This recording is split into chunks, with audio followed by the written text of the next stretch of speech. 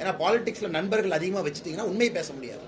Balance பண்ணி அரசியல் பண்ணி நானும் போய் 10 வருஷம் கழிச்சு முட்டு சந்தில் நிற்கணும். அண்ணா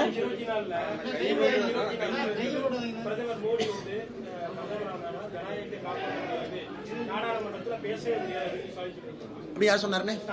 ஓ, இவர் நாடாளுமன்றத்துக்கு போய் பேசி பார்த்தாரா? ஸ்டாலின் ஒரு நாடாளுமன்றத்துக்கு போனாராமா, அவர் எந்திரிக்கு பேசுறதுக்கு எதிர்த்து நின்னாருங்களாமா, உடனே மோடி ஐயா பேசக்கூடாதுன்றாராமா, உடனே வெளியே வந்துட்டாராமா, உடனே இங்க வந்து ஸ்டாலின் என்ன நாடாளுமன்றத்துக்குள்ள எட்டி பார்த்திருக்காரா ஸ்டாலின் ஐயா?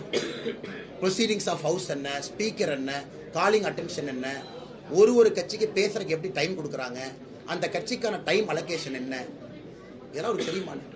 சும்மா அப்படி அடிச்சுட வேண்டியது. நாடாளுமன்றத்தில் பேச முடியாது. இன்னைக்கு நாடாளுமன்றத்தில் எங்களை விட எதிர்கட்சிகள் தான் அதிகமாக போய் பேசுறாங்க. நாங்கள் உண்மையை பேசுறது கம்முன்னு உட்காந்துருக்கோம். எல்லாம் எதிர்த்து பொய்யா பேசுறாங்க நாடாளுமன்றத்தில். இரண்டாவது, அண்ணா இன்னைக்கு காலையில் 2 மணிக்கு வந்து வீட்டில் கைது பண்றது ஜனநாயகம்.